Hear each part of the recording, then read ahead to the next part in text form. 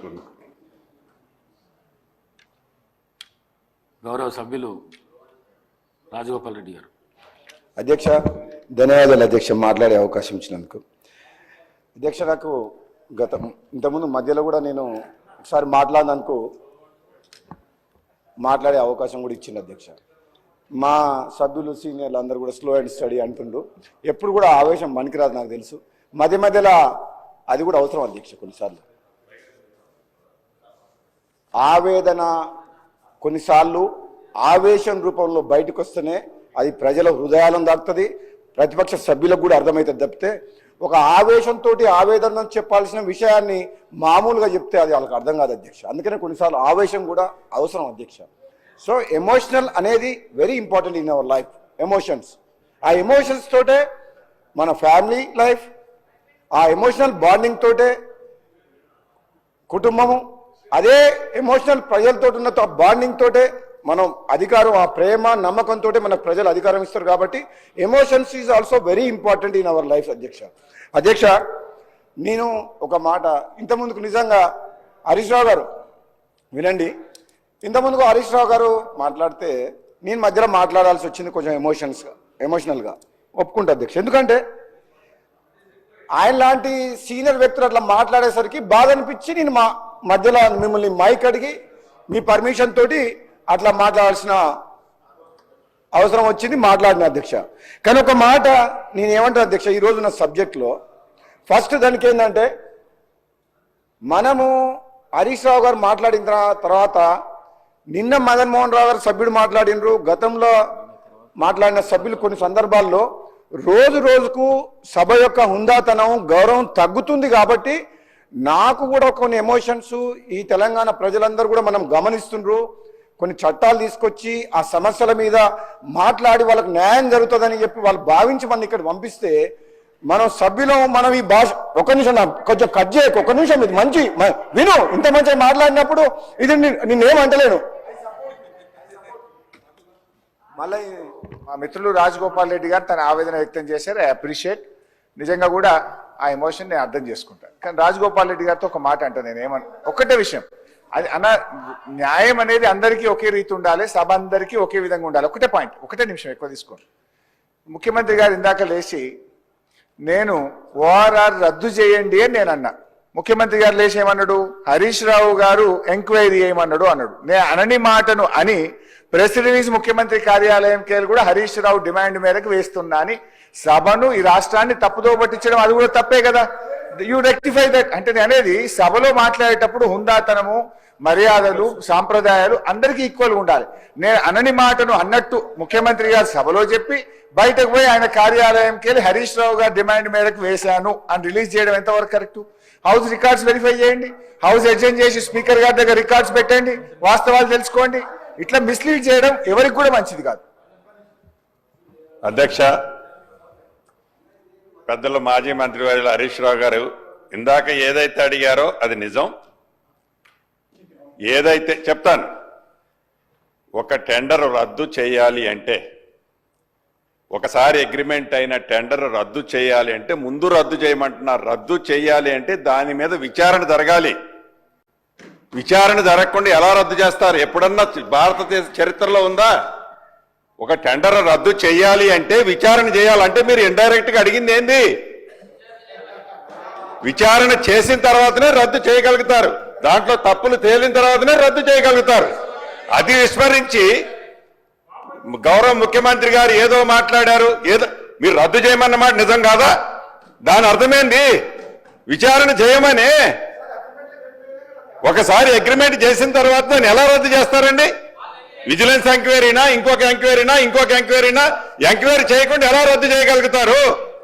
గౌరవ వారు చాలా సీనియర్ మోస్ట్ మంత్రి గారు, అనుభవం ఉన్నవారు, వారికి అన్ని విషయాలు తెలుసు. ఒకటి ఏదైనా రద్దు చేయాలి అంటే ఏదో గాలిలో పేపర్ వస్తే రద్దు చేయలేరు. అది గౌరవ మాజీ మంత్రి గారు గమనించాలని కోరుకుంటున్నాను.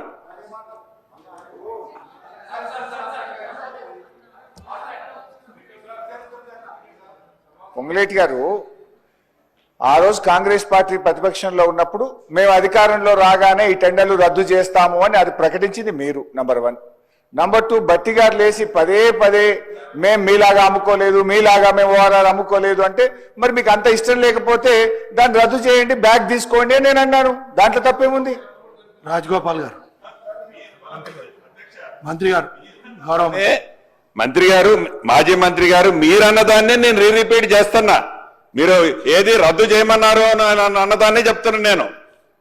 రద్దు చేయాలి అంటే దాని ఎంక్వైరీ చేయాలి. సో అంటే రద్దు చేయటానికి ముందు కమిటీ చేయాలి కాబట్టి మీ కోరిక రద్దు చేయాలన్నది ఏదైతే ఉందో అది చేయాలంటే ఇది చేయాలన్నది గౌరవ ముఖ్యమంత్రి గారి ఆలోచన. రాజగోపాల్ రెడ్డి గారు. అధ్యక్ష, హరీష్ రావు, మన మాజీ మంత్రి హరీష్ రావు గారు ఇంక లోతుగా వద్దండి. నేను కూడా ఆ మాటలు వాపసు తీసుకుంటున్నా. అధ్యక్ష,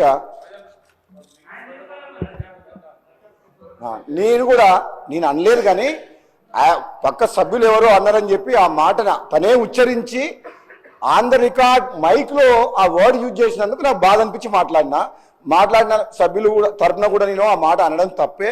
నేను ఆ మాటను ఉచ్చరించడం కూడా, నేను వాళ్ళని తిట్టలే, ఆ మాట నేను మైక్లో ఉచ్చరించడం కూడా తప్పే. కాబట్టి ఆ మాటలు వెనక్కి తీసుకుంటున్నా. ఎందుకంటే అధ్యక్ష, ఇంకా 4 ఏళ్ల ప్రభుత్వం ఉంది, 1 సంవత్సరం అయిపోయింది, 4 సంవత్సరాలు ఉన్నది, ఇంకా 1 సంవత్సరం అయింది. సినిమా అంటే ఓన్లీ ట్రైలరే. ఇప్పుడే ఇంకా 4 ఏళ్ళు ప్రజలు ఎన్నుకున్న ప్రభుత్వం. మీరు 10 ఏళ్ళు అవకాశం ఇచ్చినప్పుడు మిమ్మల్ని 10 ఏళ్ళు భరించినాం.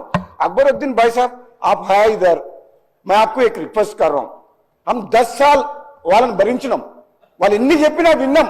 మా ప్రజాస్వామ్యాన్ని కుంది చేసే విధంగా మా ప్రతిపక్షం లేకుండా చేసినా మేము 6 సభ్యులు మా బట్టి గారి నాయకత్వంలో అవమానాలు భరించి కూడా అక్కడ కూర్చొని తెలంగాణ ప్రజల కోసం అని చెప్పి భరించుకున్నాం. ఆ రోజు మా పదవి తీసుకున్నా, కానీ పోరాటం చేసినాం, ప్రజల గొంతు వినిపించినాం. కానీ 10 ఏళ్ళు అధికారాన్ని అనుభవించి వాళ్లకు ఇచ్చిన మాటలు ఆశలు చూపించి మోసం చేసి ఆఖరికి సర్పంచ్లకు కూడా బిల్లులు ఎగ్గొట్టి రాష్ట్రాన్ని అప్లపాలు చేసిన తర్వాత మాకు తెలంగాణ ఇచ్చిన కాంగ్రెస్ పార్టీని ప్రజలు ఆశీర్వదించి మేము ఇక్కడికి వచ్చి 1 సంవత్సరం కూడా కాలేదు. ఇంత హంగామా చేస్తున్నారంటే అధ్యక్ష, వాళ్ళ హరీష్ రావు గారు ఆ భాష మాట్లాడొద్దు. రోజు ఒక డ్రెస్ వేసుకొని నిరసన చెప్తున్నారు. ఏం మునిగిపోయింది అధ్యక్ష? మేమన్నా స్కామ్స్లు ఉన్నామా? మేము మంచి పనులు చేస్తున్నాము. ఆగం చేసిన తెలంగాణని ఆర్థిక మంత్రి మా బట్టి గారి నాయకత్వంలో, ముఖ్యమంత్రి గారి నాయకత్వంలో గాడిలో పెడుతున్నాం. మేము అప్పులు చేస్తామని హరీష్ రావు గారు అంటుండ్రు. మీరు 4 ఏళ్ళని ఇంకెన్ని అప్పులు చేస్తారు అంటుండ్రు. మేము అప్పులు మీలాగా అనవసరంగా ప్రాజెక్టుల పేరు మీద అనవసరంగా Yadadri power plant, Kaleshwaram project, కాంట్రాక్టర్ల కోసం, కమిషన్ల కోసం మేము అప్పు చేయం. మేము ఎందుకు అప్పు చేస్తాం అధ్యక్ష? ఈ సంవత్సరం బట్టి గారు పదే బట్టి విక్రమార్క గారు మీకు 100 టైమ్స్ చెప్పారు అధ్యక్ష. మళ్ళీ చెప్తున్నాం, మీరు చేసిన అప్పులకు మిట్టి కట్టాలి, అసలు కట్టాలి. అసంపూర్తిగా ఉన్న ప్రాజెక్టులని కంప్లీట్ చేయాలి. మీరు బడి పిల్లలను గాలికి వదిలేసిండ్రు. విద్య వైద్య విషయంలో పేదలను గాలికి వదిలేసిండ్రు. వాళ్ళందరికీ ఇప్పుడు మేము బడులు కట్టాలి, హాస్పిటల్స్ కట్టాలి, వాళ్ళకి మీరు సేవ చేయాలి, మంచి పనులు చేయాలి.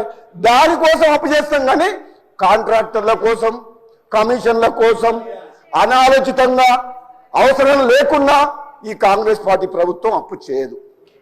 ఇది జాతీయ పార్టీ, తెలంగాణ ఇచ్చిన పార్టీ. ఒక వ్యక్తి అనుకుంటే నిర్ణయం తీసుకొని ఏది పడితే ప్రాజెక్టు, యాదాద్రి పవర్ ప్లాంట్ వద్దు అన్నా, తక్కువ ధరకే కరెంటు దొరుకుతుంది అన్నా, ఎక్కువ ధరకు మిట్టికి ఇంట్రెస్ట్ తీసుకొచ్చి 40,000 కోట్ల ప్రాజెక్టు కడితే ఈరోజు 9 రూపాయలు 8 రూపాయలు యూనిట్కి పడుతుంది. బయట మార్కెట్లో తక్కువ దొరుకుతుంది. అసలు కాళేశ్వరం ప్రాజెక్టు చాలా కాస్ట్లీ వాటర్. అది కాస్ట్లీ వాటర్. ఇంత ప్రపంచంలో కాస్ట్లీ వాటర్ ఏదంటే పిరమైల నీళ్ళు ఏదంటే కాళేశ్వరం నీళ్లు. అనవసరంగా 3 లిఫ్ట్లు పెట్టి గ్రావిటీ ద్వారా వచ్చే తుమ్మినట్టుని కాదని 3 లిఫ్ట్లు పెట్టి కూలిపోయే ప్రాజెక్టు కట్టి అప్పు చేసిండు. మరి అప్పుల కుప్ప చేసిన రాష్ట్రాన్ని బాగుపరుస్తున్నాం. మళ్ళా చెప్తున్నా అంటే కితనే బార్ బోల్తే అంటాడు అక్బర్ भाई हमारे को दुख है भाई, हम तेलंगाना हैदराबाद स्टेट के साथ तेलंगाना क्यों दिया बोले तो ये रिच स्टेट है, అప్పు करने का जरूरत ये स्टेट को नहीं है. మేమే 10 రాష్ట్రాలకు అప్పు చేయాల్సిన పరిస్థితిలో ఉండాల్సిన రాష్ట్రాన్ని వీళ్ళు చేసిన తప్పుల వల్ల అప్పుల పాలైంది. ఆ బాధ మాకుంది కాబట్టి ఎన్నిసార్లు వాళ్ళు మాకు అడ్డంకులు సృష్టించినా అన్నిసార్లు ప్రజలకు ఈ సభ ద్వారా మీ ద్వారా తెలంగాణ ప్రజలకు చెప్పాల్సిన బాధ్యత మా మీద ఉంది కాబట్టి మేము మళ్ళీ పెడుతున్నాం ఇదే చర్చ. మీరెప్పుడు ఎన్నిసార్లు అడ్డంకులు సృష్టించినా తెలంగాణ ప్రజలకు నిజాలు నగ్న సత్యాలు మీరు చేసిన నిర్వాహకం గురించి చెప్పాల్సిన బాధ్యత మా మీద ఉంది. దాంతో పాటు దాన్ని గాడిలో పెట్టాల్సిన బాధ్యత కూడా ఈ ప్రభుత్వం మీద ఉన్నది. ఈరోజు భట్టి గారి నాయకత్వంలో ఈరోజు ప్రతి పని అధ్యక్ష అనవసరంగా ఉత్తమ్ కుమార్ రెడ్డి గారు చెప్పారు, ప్రాజెక్టులు ప్రయారిటీ తీసుకుంటాము, ఇమీడియట్గా సాగులోకి వచ్చే పనులే చేస్తాము అని చెప్పిండు. అంటే అది మంచి పనే కదా. వీళ్ళు కడితే బలమూరు రంగారెడ్డి కట్టిండ్రు, అప్పు తెచ్చిన పైసలు, దానికి ఇంతవరకు ఎన్జీటీ క్లియరెన్స్ లేదు, సెంట్రల్ వాటర్ కమిషన్ లేదు, ఏమి అప్రూవల్ లేకుండా కేవలం రాజకీయ ప్రయోజనాల కోసం ప్రాజెక్ట్ స్టార్ట్ చేసిండ్రు. మా డిండి లిఫ్ట్ ఇరిగేషన్ స్కీము దేవరకొండ మున్గోడుకు నీళ్లు రావాలంటే హెడ్ వర్క్ స్టార్ట్ చేయాలి, పైన టనల్ ఎక్కడికి వెళ్ళి దేవాలో డిసైడ్ చేయలే. కానీ ఇక్కడ రిజర్వాయర్ల పేరు మీద 5,000 కోట్ల రూపాయలు మిత్తికి తీసుకొచ్చిన పైసలు ఖర్చు పెట్టిండ్రు. రిజర్వాయర్లు అయిపోయినాయి, కాలువలు అక్కడి నుంచి నీళ్ళు రాలే. ఇక మీరు ఏమనాలే? 5,000 కోట్లకు మిత్తి ఎట్లా కడుతున్నాం? 5,000 20,000 కోట్లు అయింది. అధ్యక్ష మామూలుగానైతే నేను చదువుకున్న వ్యక్తిని, అంతకుముందుకు నాకు ఎక్స్పీరియన్స్ తోటి ఈ ఇరిగేషన్ ప్రాజెక్టులు కానీ రోడ్లు కానీ కరెంట్ విషయంలో ఎక్స్పీరియన్స్ ఉంది. నేను 2018లో ఎమ్మెల్యే ఉన్నప్పుడు మా సభ్యులను తీసుకుపోయారు. మాకు ప్రతిపక్షం ఉంటే కనీసం మాట్లాడుతున్నాం 18 మంది, మా గొంతు నొక్కేసి ప్రతిపక్షం లేకుండా చేసారు. మేము 6 మేము మాట్లాడనీయలేదు, మమ్మల్ని మా గొంతు వినిపించుకో, మా సలహా తీసుకోలేదు, మా సూచనలు తీసుకోలేదు, మా లెక్క చేయలేదు, ఎక్కువ మాట్లాడితే తీసుకోలేదు, బయట పడేసిండ్రు. నిర్వాహకం జరిగింది. పోనీ మేము మాట్లాడలేదు. పోనీ హరీష్ రావు, కేటీఆర్, ఇంకో మంత్రులు ఆనాడు ముఖ్యమంత్రి ఈనాడు ప్రతిపక్ష నాయకుడికి చెప్పే దమ్ము వీళ్ళకు ఉందా? ఆయన కుసమ్మంటే కుసో, లెమ్మంటే లే. కాళేశ్వరం డిజైన్ అయినా ఆయనే, కాళేశ్వరం ప్రాజెక్ట్ అయినా ఆయనే, యాదాద్రి పవర్ బాండ్ పెట్టాలనే నిర్ణయం ఆయనే. ఆయన ఒక్కడు నిర్ణయాలు తీసుకుంటూ 10 మందితో ఆలోచించి నిర్ణయాలు తీసుకుంటే ఈరోజు ఈ రాష్ట్ర పరిస్థితి ఇట్లా ఉండేది కాదు, ఈ రాష్ట్రం ఆగమయ్యేది కాదు, మనందరం బాధపడే వాళ్ళం కాదు. ఆయన వినడు అధ్యక్ష. నేను అందుకనే అన్న, హరీష్ రావు గారు మీకు కోపం వస్తుండొచ్చు, అప్పు చేసిన ఆయన ఆగం చేసిన ఆయనేమో ప్రతిపక్ష నాయకుని హోదాలో ఫామ్ హౌస్లో ఉన్నాడు, వీళ్ళందరేమో మాకేం సహకరిస్తలేరు. మాకు సహకరించండి. పోనీ ఆయన తప్పులు చేసిండు, ఆయన తప్పులు చేసిందని మేము చక్కదిస్తున్నాం, ఆయన పెద్ద మనిషి రానన్నాడు, కనీసం మీరన్నా సహకరించండి, మేము మంచి పనులు చేస్తాం. ఇదేందండి? ఇది మాకు బాగా అనిపిస్తుంది అధ్యక్ష, ఆవేదన. ఇవి అధ్యక్ష, ఈరోజు తెలంగాణ రాష్ట్ర ప్రజలు నమ్మకంతో మాకు అధికారం ఇచ్చింది. రాష్ట్ర ప్రభుత్వం బ్రహ్మాండంగా, నిజాయితీగా, నిష్పక్షపాతంగా, పారదర్శకంగా వాళ్ళు తీసుకున్నారు అధ్యక్ష నిర్ణయాలు. కాంగ్రెస్ పార్టీల ఒక వ్యక్తి చేతులు ఉండదు. మంత్రివర్గం, ముఖ్యమంత్రి గారు అందరూ కలిసి కూలంకషంగా చర్చించి అఖిలపక్ష వాళ్ళని సంప్రదించి ఏ నిర్ణయం తీసుకోవాలో 1కి 100 సార్లు ఆలోచించి నిర్ణయాలు తీసుకుంటారు. అది కాంగ్రెస్ పార్టీ ప్రభుత్వం. అది మీరు చేయలేరు ఆ పని, మేము చేస్తాం ఆ పని. అధ్యక్ష, వాళ్ళకు మా మాటలు నచ్చవు, ఎందుకంటే ఇది నిజాలు నగ్న సత్యాలు. అధ్యక్ష, యాదాద్రి పవర్ ప్లాంట్ కానీ, కాళేశ్వరం కానీ, సీతారామ ప్రాజెక్టు ఏదైనా అనవసరంగా ఎస్టిమేటెడ్ కాస్ట్ పెంచి లక్షల కోట్ల రూపాయలు అప్పులు పాలు చేసింది. అది అవును. ఓఆర్ఆర్ విషయంలో పొంగులేటి శ్రీనివాసరెడ్డి గారు క్లారిటీ ఇచ్చిండ్రు. ఎంక్వైరీ చేస్తే మనం ఏదైనా నిజాలు తెలిస్తే రద్దు చేయొచ్చు టెండరు. పెద్ద కుంభకోణం. 30 ఏళ్ళు వచ్చే ఆదాయం వచ్చే ఒక కామధేనువుని అప్పటికప్పుడు రాజకీయాల కోసం, ఓట్ల కోసం అని చెప్పి అప్పటికప్పుడు రైతు రుణమాఫీ చేసేందుకు అమ్ముకున్నారు తక్కువ ధరకు. అదే ఉంటే 2 లక్షల కోట్ల రూపాయల ఆదాయం మనం 30 ఏళ్ళలో మన రాష్ట్ర ప్రభుత్వానికి వస్తుంది. 2 లక్షల కోట్ల రూపాయల ఆదాయం వచ్చే ఔటర్ రింగ్ రోడ్ ప్రాజెక్ట్ ని వాళ్ళు 7,000 కోట్లకే తప్పుడు ఆదాయం చూపించి, తప్పుడు ఖర్చు చూపించి, ఆ నిర్వహణ ఖర్చు ఎక్కువైతుంది, ఇన్కమ్ తక్కువైతుంది అని చెప్పి ఎవరో బాంబే పార్టీకి, మహారాష్ట్ర వ్యక్తికి చీకటి ఒప్పందం చేసుకుని అమ్మేసింది. ఈరోజు అది బయటకు వస్తుంది తప్పకుండా. ఏ విషయమైనా నిజం నిప్పు లాంటిది. అన్ని బయటకు వస్తాయి అధ్యక్ష. అదేవిధంగా అధ్యక్ష హరీష్ రావు గారు అయితే మళ్ళీ మాట్లాడతాడు. నీ మాట్లాడిన తర్వాత ఆయన మాట్లాడిన మళ్ళీ చమత్కారం కొంచెం చేస్తాడు. ముగించండి. అయిపోయింది అధ్యక్ష, 5 minutes 2 minutes అంతే.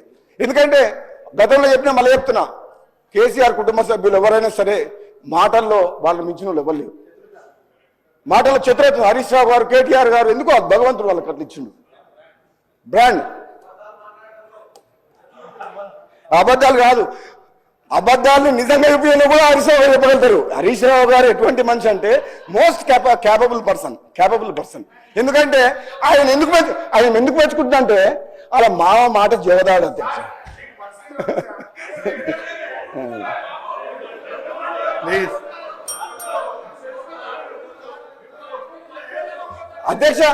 అధ్యక్ష పర్సనల్ ఏం పోతలేం కానీ వ్యక్తిగతంగా ఏమంటలేను కానీ మీరు ఆశలు చూపించి 10 ఏళ్ళు చేయలేదు కదా. ఈ కాంగ్రెస్ పార్టీ అభయహస్తం ఇచ్చి 5 ఏళ్ళనే చేస్తుంది. ఇది అభయహస్తం. టైం ఇవ్వండి, మీరు టైం ఇవ్వండి.